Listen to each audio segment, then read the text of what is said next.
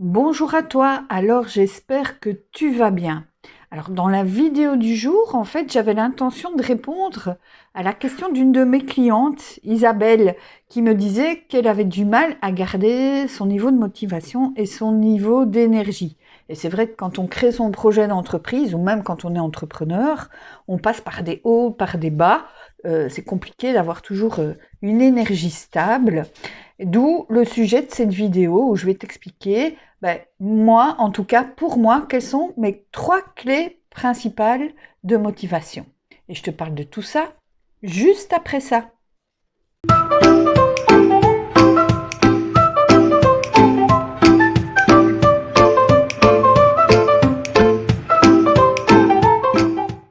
Donc revenons à ces 3 clés de motivation.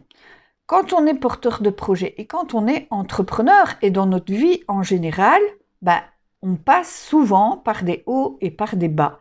On a des moments où on est peut-être moins motivé, où on est plus fatigué, etc.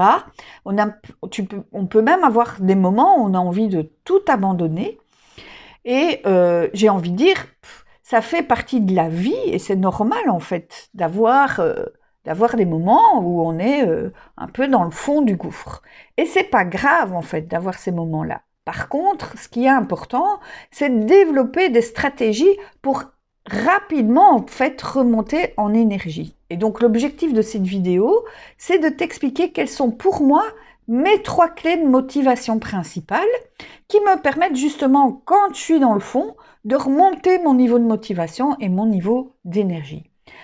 Alors, la première clé, c'est une clé que je reprends très souvent et que tu auras sans doute déjà entendu régulièrement dans les vidéos que je propose, c'est toujours rester connecté à mon grand pourquoi.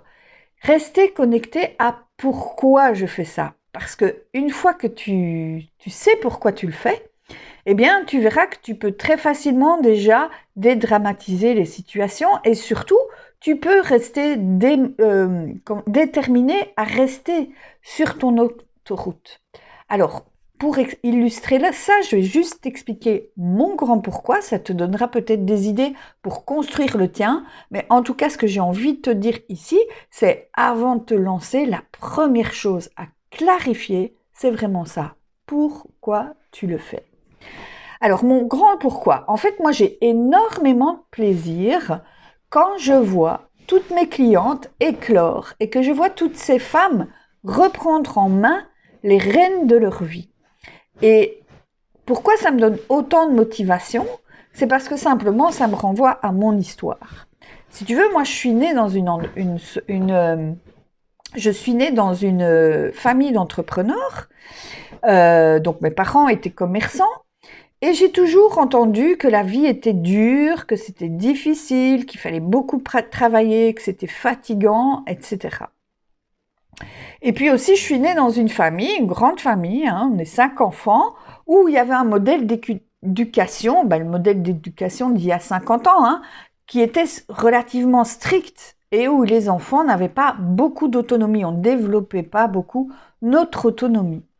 Et donc tout naturellement, après, après cette éducation que j'ai eue, moi-même, j'ai reproduit ça, c'est-à-dire que j'étais dans une vie où j'étais souvent dépendante. Donc j'étais dépendante de mon patron, puisque comme entreprendre c'était dur et c'était difficile, je m'étais dit, pour être sûre et en sécurité, il faut travailler pour un patron. Et en plus, j'avais du mal à me sentir autonome. J'avais pas encore conscience que j'étais autonome, que j'étais responsable de ma vie et de mon bonheur. Et de cette manière-là, j'ai rencontré des patrons qui, évidemment, ne me donnaient pas d'autonomie, ce qui générait chez moi de la frustration, de la démotivation, etc. Et tout naturellement, j'ai rencontré un compagnon qui avait un profil un peu du type pervers narcissique. Et évidemment, ça, pour moi, ça a été le point de bascule et j'ai envie de dire, cette rencontre qui peut paraître être qui peut paraître être quelque chose de compliqué, mais ça a peut-être été une des meilleures choses qui m'est arrivée dans la vie.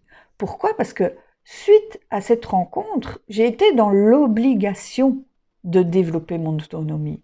Et du coup, mon grand pourquoi, il vient de là. Si je veux synthétiser ça, c'est que moi, mon grand pourquoi, c'est d'aider les femmes à prendre en main les rênes de leur vie et à développer leur autonomie pour qu'elles puissent être pleinement épanouies, libres dans leur vie personnelle et dans leur vie professionnelle. Et donc, chaque fois que j'ai un coup de mou, je me reconnecte à ça. Pourquoi? Parce que non seulement c'est important pour moi d'aider toutes ces femmes, mais c'est surtout que la manière dont j'aide ces femmes, moi-même, je travaille à ma propre autonomie, moi-même, ça me permet de garder en main les rênes de ma vie, et surtout, ça me permet de montrer à ma fille comment faire pour qu'elle-même ait son autonomie et en main les rênes de sa vie. Donc tu comprends un peu l'impact que ça peut avoir de clarifier ton grand pourquoi, et de cette manière-là, tu sais, quand tu le fais pour ton enfant, tu es déterminé quoi qu'il arrive, tu restes sur ton autoroute et tu y vas quoi qu'il arrive, tu y vas. Donc la première clé, te connecter à ton grand pourquoi. Ensuite, la deuxième clé, qui est pour moi très importante aussi, c'est de rester connecté avec des personnes qui te tirent vers le haut. C'est-à-dire avec des personnes qui ont en fait le niveau de motivation que toi, tu veux avoir. Parce que c'est naturellement, c'est ça la bonne nouvelle, c'est que c'est contagieux tout ça. Donc tu sais bien, tu as certainement dans ton entourage des personnes avec qui tu vas discuter et en quelques minutes, waouh, tu es de nouveau dans la joie, tu es de nouveau dans l'allégresse, tu es de nouveau prête à prendre le taureau par les cornes et à continuer parce que tellement ces personnes te donnent de l'énergie. Donc t'entourer, faire partie aussi d'un groupe de personnes, rassembler autour de toi les personnes ressources qui vont te permettre de rapidement changer ton mindset si tu es au fond du trou. Et que ça circule. L'important, c'est le cercle. C'est-à-dire que par moment, toi, tu seras en pleine énergie et tu pourras soutenir quelqu'un qui est peut-être en énergie plus basse. Et à un autre moment, ce sera l'inverse. L'idée, c'est que ça circule, que ce soit un groupe, une cohésion, qu'il y ait une certaine sororité pour que chacune et ensemble, nous nous portions et nous nous élevons, nous nous tirions vers le haut.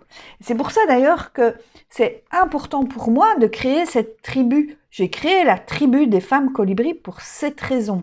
Donc toutes les clientes qui rentrent que j'accompagne en fait font partie de cette tribu et elles sont en lien, elles correspondent entre elles créent un réseau comme ça vertueux de personnes ressources pour pouvoir s'élever. Et enfin, ma troisième clé, ça va être de cultiver ton optimisme. Quoi qu'il arrive dans ta vie, il y a toujours un espoir. Nous sommes tous responsables en fait de notre bonheur. Et donc ça, c'est la bonne nouvelle, c'est que tout est impermanent, qu'il y a toujours un espoir. Et te connecter à cet optimisme va vraiment être important pour toi, pour continuer à être déterminé quoi qu'il arrive. Alors, ça veut dire quoi, cultiver son optimisme? Ça veut dire d'abord éviter d'aller chercher de l'information qui va te tirer vers le bas.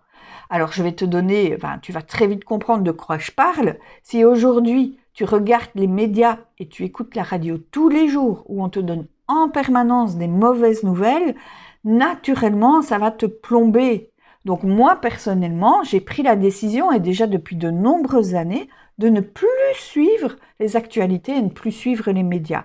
Au risque peut-être de paraître quelqu'un qui n'est pas, entre guillemets, cultivé, mais honnêtement, je préfère garder mon niveau d'énergie et peut-être en savoir un peu moins. Et quand j'ai besoin d'une information, je vais la chercher en conscience et je sais où je vais la chercher. Mais je ne me gave plus de cette information qui me tire vers le bas. C'est la même chose pour les personnes. Tu vas certainement pouvoir, autour de toi, identifier quelles sont les personnes qui sont toujours là pour te rabaisser, pour venir se plaindre, pour voir le verre à moitié vide, pour voir le côté sombre en toute chose. Et ce sont des personnes, en fait, quand tu les quittes, au lieu d'être pleine d'énergie, en fait, elles te plombent. Eh bien, moi, j'ai envie de dire, fais de la place, fais de la place pour d'autres personnes qui vont te porter et fais un tri dans les personnes qui sont autour de toi. Moi, ça m'est arrivé, comme je suis quelqu'un qui est assez empathique, qui avait à l'époque, maintenant beaucoup moins, mais plutôt un profil de sauveuse, ben, j'attirais à moi uniquement des personnes qui venaient se nourrir à mon énergie et qui venaient se plaindre chez moi.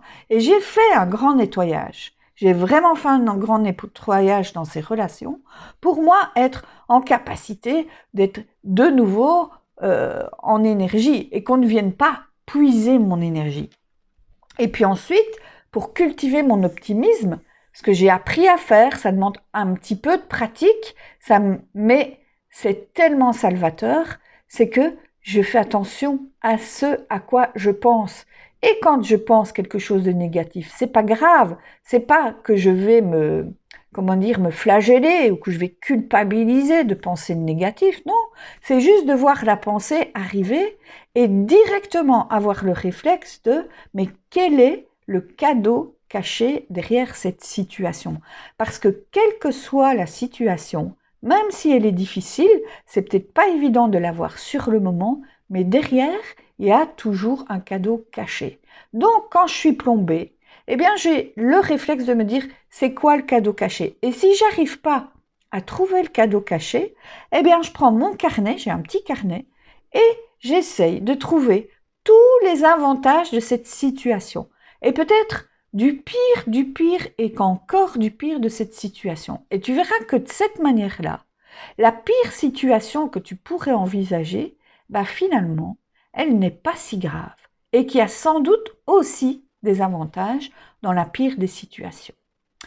Voilà, je t'ai fait ici le tour de mes 3 clés de motivation personnelle. Je suis intéressée de voir toi ce qui te motive. Donc si tu as envie, tu peux noter ici en dessous en commentaire quelles sont pour toi tes 3 clés de motivation.